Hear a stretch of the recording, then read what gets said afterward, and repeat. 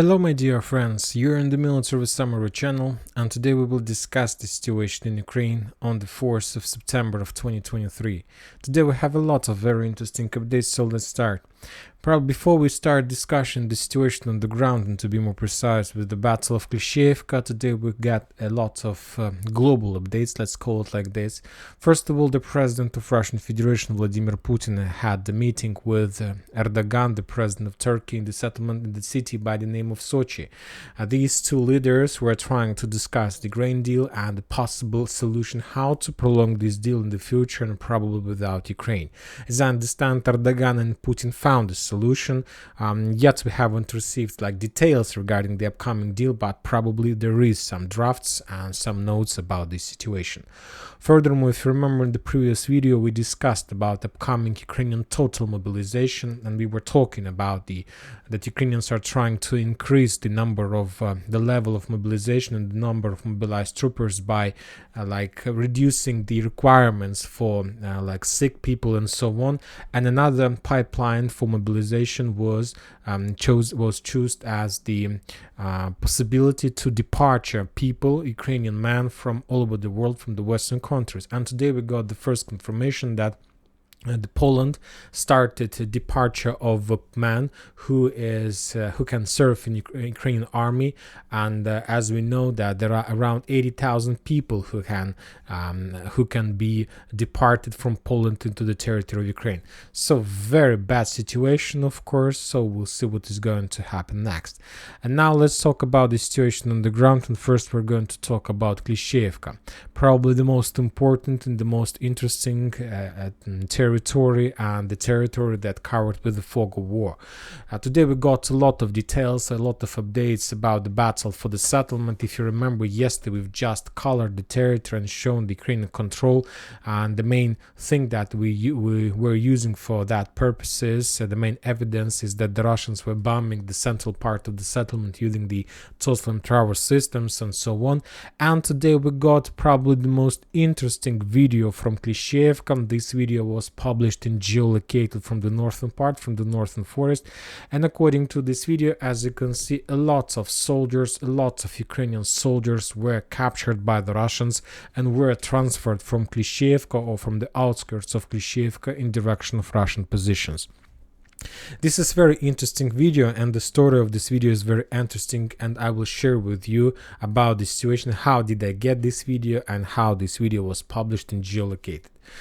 Somewhere at 9 a.m. of the local time, the Ukrainian sources, Ukrainian OSINT sources, pro-Ukrainian, completely Ukrainian, probably some special, controlled by special forces of Ukraine, sources published that video saying that Ukrainian forces, as a result of clashes, managed to capture a significant number of Russian forces and were moving them, transferring them to the Ukrainian positions. That videos lived for around 15 minutes. And after that, Ukrainian sources deleted this video and asked people who had access to this video, who downloaded this video or forwarded this video somewhere else, to delete this video as fast as possible. And after that, there was a note where the channel said that on this video we could see not the Russian prisoners of war, but the Ukrainian prisoners of war. But Military Summary channel, of course, adds every single video on the map, not just Ukrainian but the Russians as well. And at first I added this video as the video of Russian prisoners of war, but after that I keep that video, and after that I shared with the geolocation. So this is the story of the video, and this is a very interesting situation because if we take a look this video in details, we see that Ukrainians have been transferred using this road. So from the south, from the 205.7 hill in direction of the Russian positions along the railways. There are a lot of questions about this video, and the most important, when exactly this video was made. I believe that this is a recent video, but if this video is recent, then there are a lot of questions than the answers to these questions. First of all, why the Ukrainians surrendered? why the Ukrainians surrendered and what did happen there. So they were forced to do this. And probably to receive an answer to this question, we need to change our focus to the situation in Klishchiivka. Today, the Russian sources published another series and portions of videos how they were bombing and attacking the Ukrainian settlements, the Ukrainian positions, the Ukrainian forces, the concentration of Ukrainian forces, ammo depots, manpower, armored vehicles that were destroyed under the fire of Russian forces. Significant number of videos, significant number of casualties. We've just seen the videos from the 205.7 hill. Another series of videos we got from the south in Klishchiivka. For example, on this video we can see how the Russian aircrafts were bombing and attacking the settlement with unguided bombs and missiles and so on. We understand significant damage. I'm not sure that whether anything could survive after this strike, but anyway. Another video we got from the western part of Klishchiivka, the edge positions. The Russian tank were attacking the Ukrainians in the trenches. As you can see, a lot of casualties among manpower and so on. So basically this is just a fire pocket. I can't give any other title to this settlement. This is the fire pocket, and the Ukrainians got inside of the fire pocket. If we increase the number of updates, we got yesterday's flamethrower system strikes. The Ukrainians have significant losses in this area, and as I understand, another Ukrainian platoon got into the fire pocket, and now there is like few options. First of all, probably the Ukrainians who got into the fire pockets in Klishchiivka wanted to evacuate and to step back from the settlement towards the more reliable positions, but as I understand and according to information we have, there are anti-retreat forces of Ukrainian army who located a little bit further to the west, and they are not allowing the Ukrainians to step back, and who retreat, the Ukrainians start fire and attack these soldiers, and basically they can kill them. So this is the first option, and if it's true, the Ukrainians made a connection with Russians and asked them to surrender, to provide them a safe road. This is the first and probably one of the most obvious options that might happen in this area. The second option is that the Russians, as a result of offensive operation during the previous days, managed to establish control over the Ukrainian positions that located on the north of the railways, on the west of the railway, so basically this territory. And we got details and we got updates that since the beginning of August, since the beginning of the previous week, the Russians made few attempts to attack the Ukrainian positions in this area, and there was a video of that, how they were storming this territory, how they were storming, attacking, and as a result of those clashes, the Russians managed to capture some hills. And if the Russians managed to capture this part of the forest, obviously the Ukrainians who were located, let's say, in this defense belt was encircled, and basically they took a decision to surrender. This is of course one story. Another story, if the Ukrainians who were located on the hill 205.7 was encircled. I'm talking about this hill. In this case, the story is much more difficult for the Ukrainians, because if this is the hill that the Russians managed to encircle and to capture, then we can obviously say that the Ukrainians who were located in the fire pocket, and we're talking about the central part of Klishchiivka, got into cauldron. And if this is the case, then the next few days or even a day, we are going to see more details, more updates about the prisoners of war and about the situation in the central part of Klishchiivka. So let's wait a little bit, because soon we're going to get more details. More video-located videos we got from the southern part, from Andriivka area. The Russians published the Ka-52 strikes, and as a result of another attack, the Ukrainians lost 2 more tanks and armored vehicles on the southern Andriivka direction. So as you can see, the Russians still control the situation. The Ukrainians still haven't managed to penetrate Andriivka defense belt, and as well as haven't managed to establish control over Klishchiivka Klishchiivka itself. The Ukrainians try to attack and try to control the supply roads that goes in Klishchiivka, but as we see, this is not enough. We stopped receiving any video on geolocation updates regarding the artillery strike from the Ukrainian side. So as I understand, the situation from the Ukrainian side is very critical. There are also fierce clashes on the northern flank of Artyomovsk. The Ukrainians managed to destroy ammo depot in this area, and from the other side, the Russians managed to discover and destroy the Ukrainian positions, including the infantry positions and so on. Also, the Russians start bombing and some kind of artillery preparation of the forest belt and Ukrainian positions that located on the northeast of Orekhovo-Vasilievka. If you remember, there are very fierce clashes in the forest. The Ukrainians managed to end, and currently this territory is split in two parts.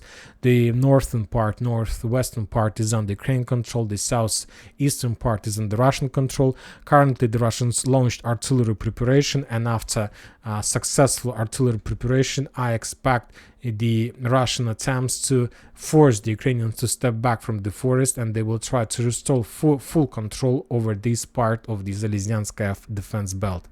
The Russians reported that as a result of clashes in Donetsk direction, the Ukrainians lost 285 soldiers, 12 armored vehicles, and 4 artillery systems.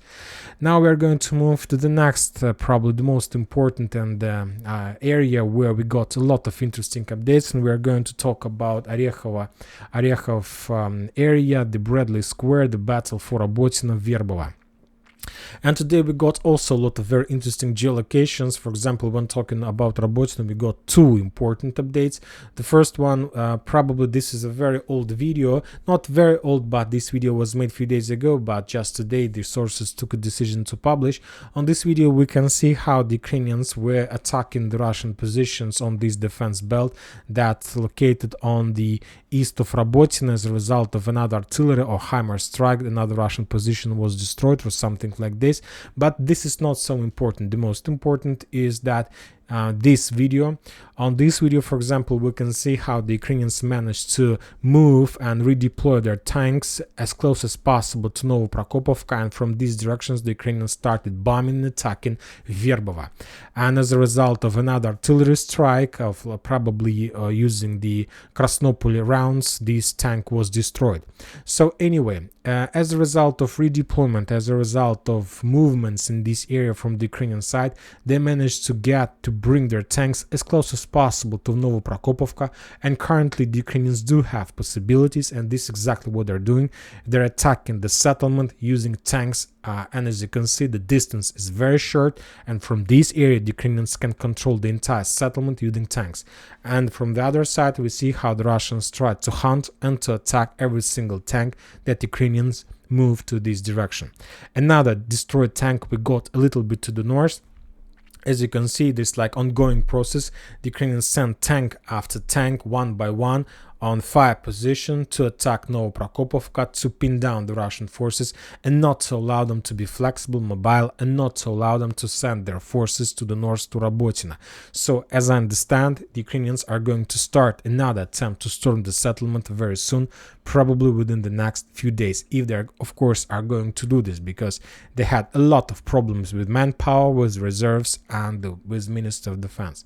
Another important video are coming from Verbovo direction. At least 2 important things we got. The first one is that the Russians were bombing and attacking the Ukrainian infantry. Very likely that the Russians were trying to attack the forces of 82nd Mechanized Assault Brigade or of 46th Air Mobile Brigade, and as you can see, the Ukrainians were moving in direction of Verbovo. And when talking about geolocation, the Ukrainians managed to penetrate like the Russian defense belt and to get as close as possible to the Russian positions. Currently, the Ukrainians control the trenches and fortifications right in front of the city.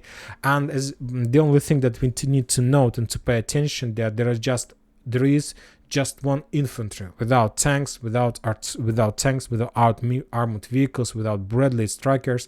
So this is Ukrainian tactic. We saw the same tactic somewhere in the vicinity of Novoprokopovka. If you remember, The first squad that Ukrainians sent to the south was just an infantry. For example, this is the video how Babry discovered and attacked the Ukrainian forces of 46th Brigade somewhere in this area, and it was just another trooper or just another soldier without protection of any armored vehicles. So the Ukrainians, this is the common basic Ukrainian tactic. First they send infantry, and after that after infantry established some foothold, the Ukrainians start sending armored vehicles who try to penetrate the defense belt. And we got another video from the area between the Yellow Cloud and Verbova.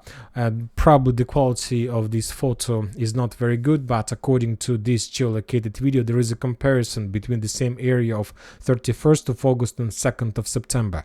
And according to those photos, the main clashes took place exactly in this sector. To be more precise, the signs of the artillery and tank strikes. So I'm not sure whether the Ukrainians were able to whether the Ukrainian armored vehicles were able to bypass these fields and to get these positions, but I know for sure that on the 2nd of September they have almost penetrated and reduced to ruins this area, and probably the Ukrainians currently located in this, and very soon also in a day or in a two we are going to see the next phase and the next battle, and this is going to be the battle for Verbova, and the Ukrainians very soon will start storming the settlement, at least from one side.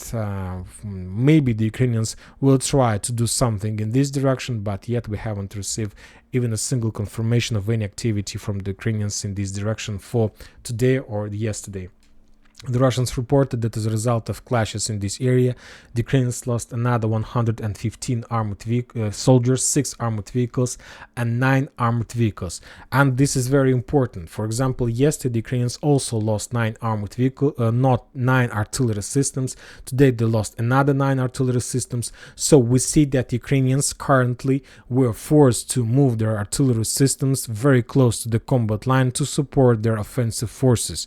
And this is the reason why the level of losses is so heavy. For example, during just 2 days, the Ukrainians lost 5 M777 howitzers.